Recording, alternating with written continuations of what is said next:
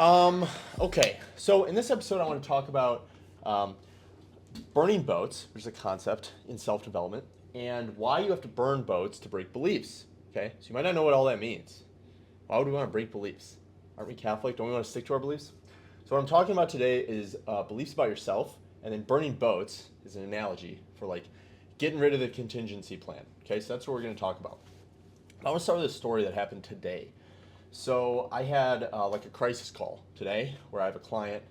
So that's when like a client is like, Joe, I'm really down bad. Like I got to touch base with you. I'm not doing well. Sad, emotional. I don't want to work out. I don't want to give up. So we hopped on a call and he was kind of running me through everything. It's funny when you're a coach, you're like kind of a therapist, kind of a brother, kind of a dad, kind of a coach. I would say coach is last. The rest you're like helping people out as like friends or something. But anyway, hopped on a call and he's telling me about like how he's feeling and how he's like, yeah, dude, I hate my job and I feel like stuck there and I'm studying for this damn CPA exam to be like a certified public accountant and I don't even like it and my parents want me to do it and I'm just exhausted at work and I'm taking on more responsibility and I feel like I'm in a lull. Like I hate it.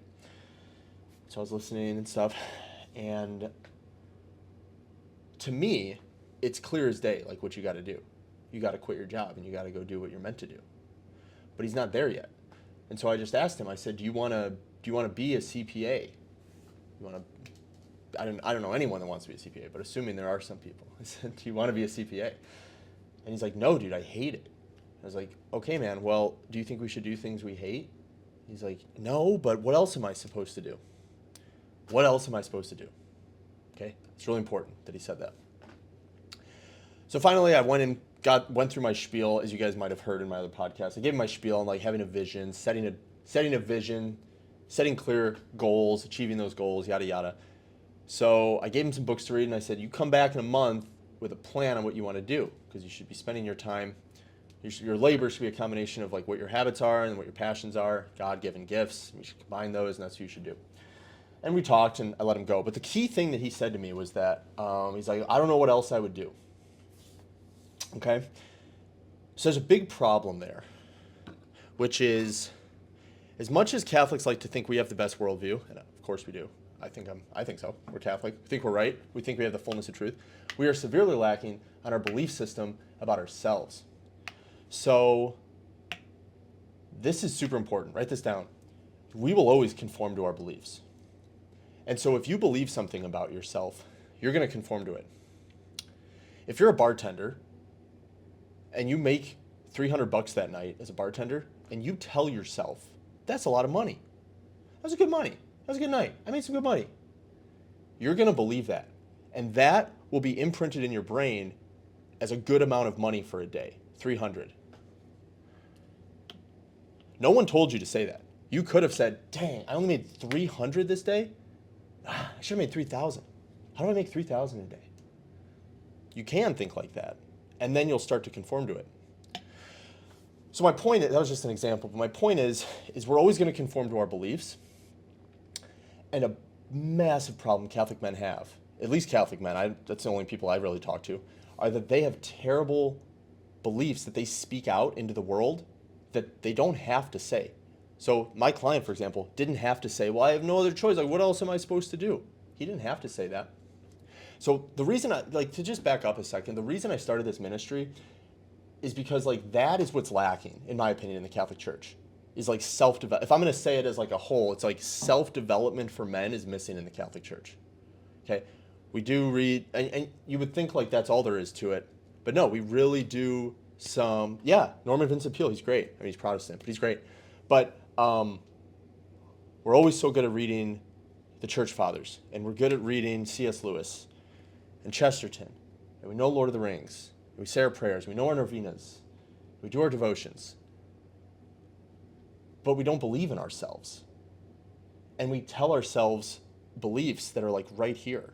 So for that bartender example, and I talk about money a lot because like I hear about it all the time from you guys. Like you're always like, I have no money, like what do I do? It's called a scarcity mindset. You believe you're low on money. Again, you believe you're low on money. No one's telling you to believe that. So anyway, if that bartender's closest 10 friends were all multimillionaires, all just raking in the cash, it would be weird for her or him to say 300 was a good amount of money that day, because that belief would have been broken by her friends, because she sees all her friends making 30 grand a day. So that's the key, is we need to break our beliefs that are holding us down. Keep all your beliefs about Catholicism, because we're right. But all the other beliefs, I want you to be able to break them. You should be fluid in your identity with those beliefs. So if I believe, well, let me give you an example that might make sense, and we'll tie it to Christianity. So when I converted to Catholicism, I thought it was kind of interesting. Like, I wasn't about the idea that, like, I have to pray to Mary. Why would we do that? Why wouldn't I just pray to God? Some pretty basic, like, questions you ask when you convert to Catholicism.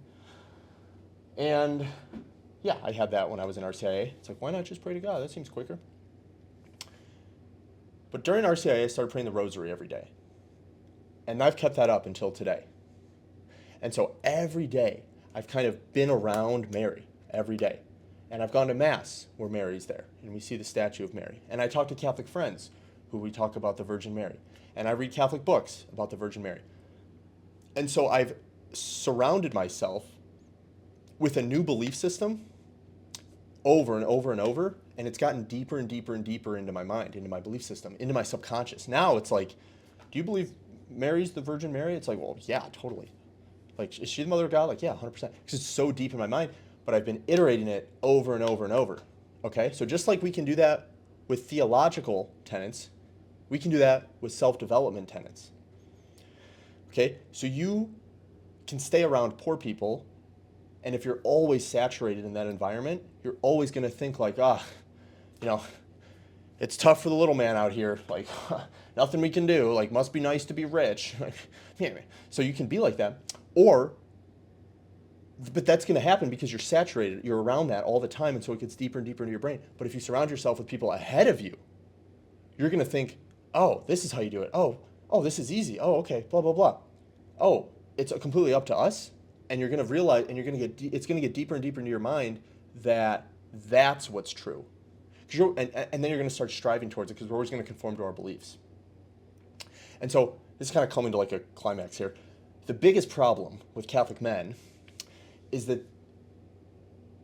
they don't pay attention to who gets their time. The only barrier to entry to get their time is that they share the beliefs with that person. So if you are also Catholic, you get my time. Okay, and I see it all the time. You go to like a local church event, and it doesn't matter how driven you are, how self-developed you are, everyone just like sticks together. Okay, now, the church should have open arms. That's great. But if that's your main social group, you're risking saturating yourself around people that are going to hold you down. And that's not loving. The best way to love everyone, to be like Christ, to love everyone, is to self-develop and be as successful in what God is calling you to the best of your ability, and then give that to the world as a gift. That's the best thing you can do. But Catholic men don't do that. Catholic men surround themselves with low-level people time and time again, and then they really struggle to grow because they have bad belief systems about themselves. We have the best values, guys.